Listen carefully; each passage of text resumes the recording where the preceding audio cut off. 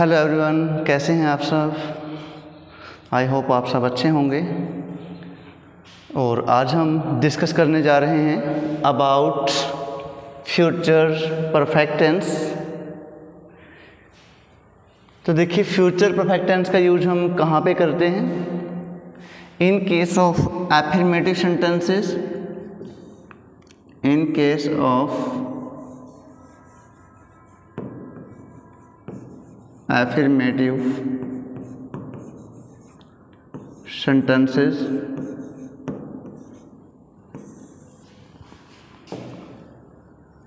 Firstly आप use करेंगे subject plus will have और shall have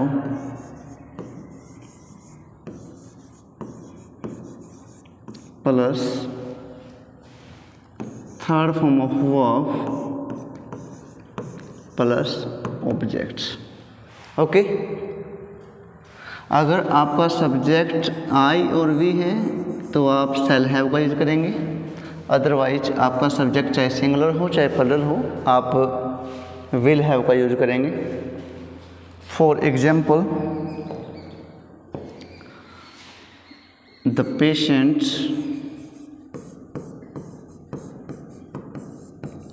patient will have died. The patient will have died before the doctor comes. Okay, आप देखेंगे ये भी एक कम्प्लेक्स सेंटेंस है, बिकॉज सेंटेंस में सबऑर्डिनेटिंग कंजक्शन आया है बिफोर। बिफोर से पहले प्रिंसिपल क्लॉज है और बिफोर के बाद जो है वो सबऑर्डिनेटिंग क्लॉज। ये है मेन क्लॉज, ये है सबऑर्डिनेटिंग क्लॉज और ये सबऑर्डिनेटिंग कंजक्शन। तो आप देखेंगे कि अगर किसी भी सेंटेंस में बिफोर आ जाता है, बिफोर के बाद है यहाँ पे वर्ब की फर्स्ट फॉर्म के साथ एस, तो यहाँ पर कम्स का मतलब क्या होगा, यहाँ पे विल कम। जैसा कि हमने प्रीवियस लेक्चर में फ्यूचर कंडीशंस में भी आपको बताया था। मतलब क्या इसका, the patient will have died, रोगी मर चुका होगा। यानी कि ये एक्टिविटी जो है बिफोर पहले हो चुकी होगी और ये एक्टिविटी आफ्टर बाद में हुई है। Before the doctor comes, doctor के आने से पहले रोगी मर चुका होगा। यानी कि एक्टिविटी बाद में हुई है। जो एक्टिविटी बाद में होती है वहाँ पर हम यूज करते हैं first form of verb with S और एस अगर बिफोर आ जाता है, और जो एक्टिविटी पहले हो चुकी होगी उसके लिए आप यूज करेंगे will have, shall have plus third form of verb. Okay, the patient will have died before the doctor comes. Doctor के आने से पहले रोगी मर चुका होगा। यानी कि डॉक्टर बाद में आया होगा, ये एक्टिविटी फ्यूचर में ही बाद में हुई होगी, ये एक्टिविटी पहले ही हो चुकी होगी। तो ये है हमारे पास affirmative sentence. After that, in case of negative sentences,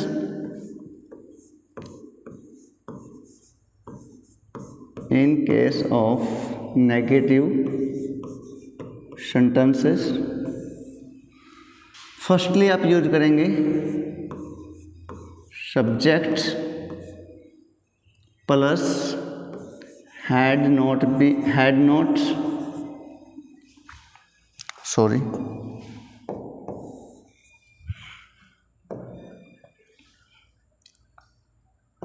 आप यूज करेंगे सब्जेक्ट प्लस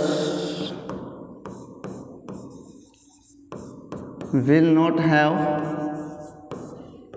और shall not have plus third form of verb plus object. Clear है। In case of negative sentences future perfect tense, firstly आप use करेंगे subject plus will not have, shall not have, because sentence is negative तो helping verb के साथ में note लगेगा। Will not have, shall not have plus verb की third form का use करेंगे।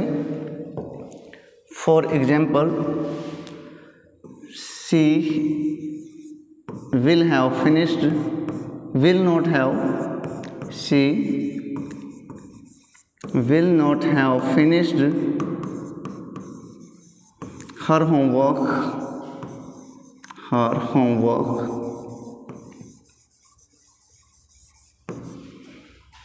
by 11:30 AM. She will not have finished, आपके पास में जो वर्ब था वो था यहाँ पे नॉट फिनिश। फिनिश पूरा होना आपको पता है कि परफेक्ट टेंस में आता है। यहाँ पर आप देखेंगे बाई है और बाई के बाद क्या दिया गया है, टाइम दिया गया है। क्या दिया गया बाई के बाद, टाइम। तो अभी तक आपने देखा कि मैंने इतने टेंस आपको करवाए, किसी में भी बाई का हमने डिस्कस नहीं किया है। तो अगर किसी भी सेंटेंस में बाई आ जाता है यानी कि इस समय तक एक्टिविटी हो चुकी होगी, यानी कि एक टाइम की सीमा को बताता है कि इस टाइम तक, कब तक, 11:30 बजे तक सुबह। She will not have finish her homework, उसने अपना काम पूरा नहीं किया होगा, यानी कि एक्टिविटी पूरी नहीं हुई होगी। तो क्या याद रखेंगे कि अगर किसी भी सेंटेंस में बाई के बाद टाइम है तो भी आप यूज करेंगे फ्यूचर फ्यूचर परफेक्ट टेंस का यूज करेंगे। After that in case of interrogative sentences, in case of interrogative sentences, interrogative sentence में जैसा कि आप सभी को पता है हेल्पिंग वर्ब का यूज किया जाता है बिफोर सब्जेक्ट। हमारे पास जो हेल्पिंग वर्ब है मेन कौन सी है, वो विल और shall plus subject plus have plus third form of verb plus object and sign of interrogation. Okay, for example will you have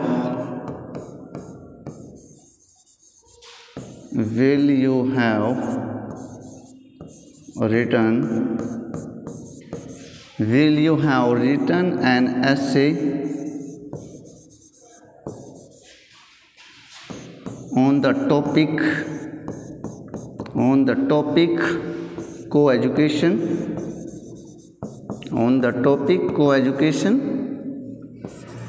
by 6:30 PM। ऐसा बोला मैंने आपको। Will you have written an essay on the topic, आपको topic दिया गया को education कि क्या आप 6:30 बजे तक, टाइम कब का दिया गया आपको, शाम के 6:30 बजे तक आप इस टॉपिक पे ऐसे जो को एजुकेशन के ऊपर हैं, यानी कि लड़के लड़कियों को इकट्ठा पढ़ना क्यों ज़रूरी है, इसके ऊपर ऐसे लिखना दिया गया है। तो will you have written an essay on the topic को एजुकेशन बाय 6:30 PM। क्या आप को एजुकेशन के ऊपर 6:30 बजे तक ऐसे लिख चुके होगा, यानी कि एक्टिविटी पूरी हो चुकी होगी क्या फ्यूचर में। तो अगर फ्यूचर में कोई एक्टिविटी कंप्लीट हो जाए तो आप यूज़ करेंगे फ्यूचर परफेक्ट टेंस। तो अब हम देखेंगे आइडेंटिफिकेशंस की आखिर आप फ्यूचर परफेक्ट टेंस का यूज करेंगे कब। आइडेंटिफिकेशन देखिए तो आप रूल्स को फॉलो करेंगे। रूल देखिए, फर्स्टली देखिए, अगर किसी भी सेंटेंस में बिफोर आ जाता है, क्या आ जाता है, बिफोर, तो बिफोर के बाद आपको मिलेगा फर्स्ट फॉर्म ऑफ वर्ब और first form of verb with S और ईएस। क्लियर है। तो बिफोर से पहले आप अप्लाई करेंगे विल हैव और shall have plus third form of verb. अगर किसी भी सेंटेंस में क्या आ जाता है, बिफोर के बाद आपको मिलता है फर्स्ट फॉर्म ऑफ वर्ब और first form of verb with S और ईएस, तो बिफोर से पहले आप अप्लाई करेंगे will have, shall have plus third form of verb. एक को ध्यान रखना है कि अगर सेंटेंस में बिफोर है और बिफोर के बाद अब वर्ब की सेकंड फॉर्म दिया गया है। क्या दिया गया है? बिफोर के बाद वर्ब की सेकंड फॉर्म दिया गया है। तो बिफोर के बाद अगर वर्ब की सेकंड फॉर्म है तो बिफोर से पहले आप यूज करेंगे had plus third form of verb. ये आपने ध्यान रखना है। दो रूल है आपके पास कि बिफोर के बाद वर्ब की फर्स्ट फॉर्म भी हो सकता है, बिफोर के बाद वर्ब की सेकंड फॉर्म भी हो सकता है। ये आपका फर्स्ट रूल था। उसके बाद सेकंड रूल है आपके पास कि अगर किसी भी सेंटेंस में बाई के बाद टाइम होगा तो बाई के बाद जो टाइम होगा वो फ्यूचर टाइम होगा, तो भी आप यूज करेंगे future perfect tense will have shall have plus third form of verb का यूज करेंगे। ओके, आप एक एग्जांपल देखिए ताकि आपको कन्फ्यूजन ना हो। जैसे कि सेंटेंस लिखा हुआ है, for example the train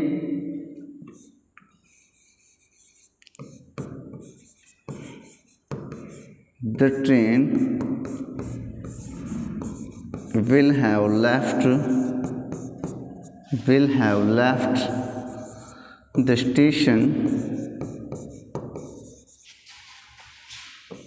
before we reach। एक सेंटेंस और देख लीजिए, the train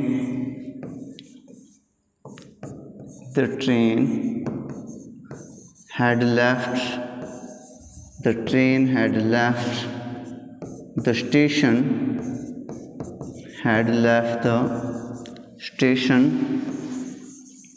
before we reached। बहुत इम्पोर्टेंट है। आप देखेंगे कि सेंटेंस के अंदर बिफोर आया हुआ है। बिफोर क्या है? बिफोर सबऑर्डिनेटिंग कंजक्शन है। बिफोर के बाद यहाँ वर्ब की फर्स्ट फॉर्म है, बिफोर के बाद यहाँ वर्ब की सेकंड फॉर्म है। रूल आपके पास में दोनों है, ऊपर लिखा हुआ है। तो अगर किसी भी सेंटेंस में बिफोर के बाद वर्ब की फर्स्ट फॉर्म है तो आपने यूज किया will have shall have plus verb की थर्ड फॉर्म।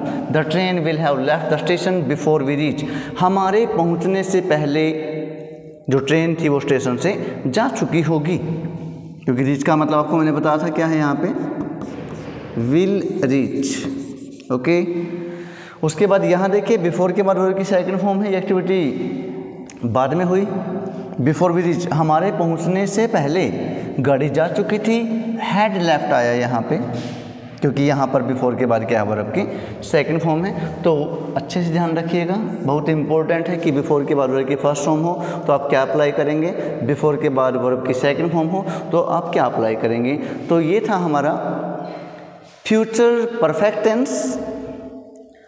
आई होप आपको समझ में आया होगा, और अगर आपको समझ में आ रहा है तो हमारे YouTube चैनल को यानी कि हमारे लेक्चर को लाइक कीजिए, शेयर कीजिए एंड सब्सक्राइब कीजिए। Thanks for giving your precious time. Thanks.